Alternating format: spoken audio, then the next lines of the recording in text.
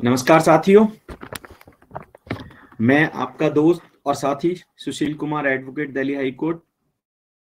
आज फिर से हम एसीआई के इस वेबिनार में चर्चा करेंगे फंडामेंटल राइट्स के बारे में, जो कि हमारे कॉन्स्टिट्यूशन के द्वारा हमें प्रोवाइड कराए गए हैं। तो यह इसका पार्ट 1 है। जैसा कि आप सभी जानते हैं कि हमारे देश का जो संविधान है, संविधान के अंदर हमारे संविधान के पार्ट 3 के अंदर हमारे फंडामेंटल राइट्स के बारे में बताया गया है, जो कि आर्टिकल 12 से लेके आर्टिकल 35 के अंदर आते हैं। अर्थात के आर्टिकल 12 से लेके आर्टिकल 35 तक हमारे संविधान के अंदर हमारे फंडामेंटल राइट्स के बारे में लिखा गया है, उसके बारे में बताया गया है। फंडामेंटल राइट्स, अगर हम फंडामेंटल राइट्स की बात करते हैं तो सर्वप्रथम यह क्वेश्चन आता है कि इसको पार्लियामेंट ने कॉन्स्टिट्यूशन के अंदर इसको रखने की जो वजह क्या थी, जो कॉन्स्टिट्यूशन कमेटी थी उसकी फंडामेंटल राइट्स रखने की वजह क्या थी और ये क्या कार्य करते हैं।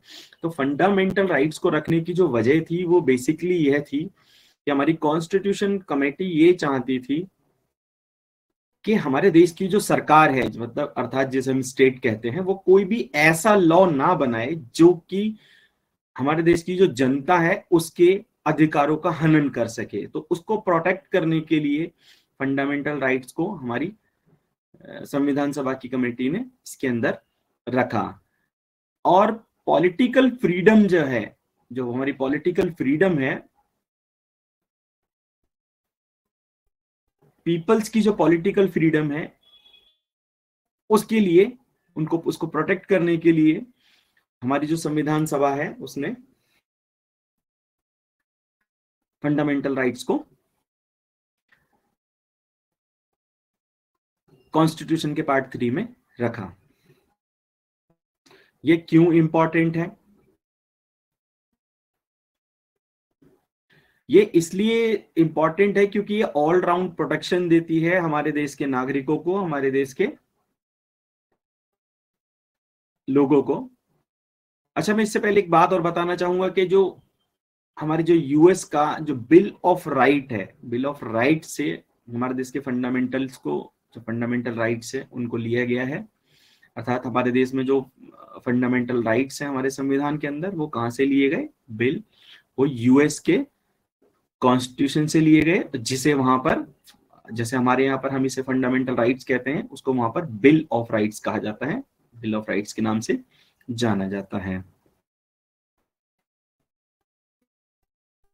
तो ऑल राउंड जो पब्लिक है, जो पीपल्स हैं, जो निवासी हैं, जो व्यक्ति हैं, जो नागरिक हैं, उनके ऑल राउंड प्रोटेक्शन के लिए फंडामेंटल राइट को संविधान सभा के द्वारा संविधान के अंदर रखा गया। संविधान, जो हमारे फंडामेंटल राइट्स हैं, वो स्टेट को कुछ भी ऐसा ना करने से रोकते हैं जो कि हमारे फंडामेंटल राइट्स का हनन हो। अर्थात हमारे फंडामेंटल राइट्स को स्टेट के उन कार्यों से, उन लॉ से प्रोटेक्ट करने के लिए फंडामेंटल राइट्स को यहाँ पे रखा गया है, जो कि हमारे खिलाफ हो, हमारी जनता के खिलाफ हो सकते हैं। ये जो फंडामेंटल राइट्स हैं ये स्टेट के अगेंस्ट है, ना कि किसी व्यक्ति के अगेंस्ट है, स्टेट के अगेंस्ट है, ताकि स्टेट कोई गलत कार्य या गलत लॉ एप्लीकेबल ना कर सके या ना बना सके। और यदि ऐसा होता है तो उनको सुप्रीम कोर्ट के समक्ष हम चैलेंज कर सकते हैं अगेंस्ट, क्योंकि वह राइट्स का वायलेशन है, फंडामेंटल राइट्स का वायलेशन होगा। इसलिए ये जो हमारे फंडामेंटल राइट्स हैं ये एब्सोल्यूट नेचर के नहीं है। ये मतलब इसका अर्थात ये हो गया कि ये पूरी तरह से लागू नहीं होते हैं कुछ कंडीशंस में। तो ये एब्सोल्यूट नेचर के नहीं है, ऐसा नहीं है कि एक बार इनको लिख दिया गया तो हमेशा के लिए लागू हो गए। जब हमारे देश में नेशनल इमरजेंसी या इमरजेंसी की सिचुएशन होती है तो उस कंडीशन में हमारे में जो फंडामेंटल राइट्स हैं इसको खत्म कर दिया जाता है। इसकी पावर है स्टेट के पास में कि वो ऑटोमेटिकली खत्म हो जाते हैं जब हमारे देश में इमरजेंसी लगाई जाती है या फिर लग जाती है। जो राइट टू फ्रीडम आर्टिकल 19 है हमारे कॉन्स्टिट्यूशन का, वो ऑटोमेटिकली स्वतः खत्म कर दिया जाता है at the time of emergency. अच्छा, दो ऐसे आर्टिकल हैं, आर्टिकल 20 और आर्टिकल 21, जिनको की at the time of emergency suspend नहीं किया जा सकता।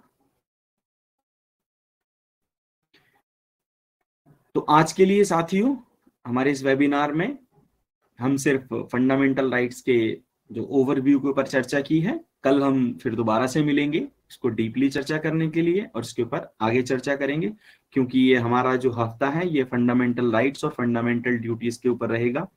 तो हम ये चाहेंगे कि हमारे 1 से 2 वेबिनार और फंडामेंटल राइट्स के ऊपर बने, और उसके बाद हम फंडामेंटल ड्यूटीज के ऊपर वेबिनार बनाएंगे। तो इसी के साथ मैं भी साथियों से इजाजत चाहूंगा कि हमारे फंडामेंटल राइट्स का जो ओवरव्यू का जो वेबिनार है वह खत्म होता है। यदि किसी का कोई प्रश्न हो तो आप मुझसे पूछ सकते हैं। धन्यवाद।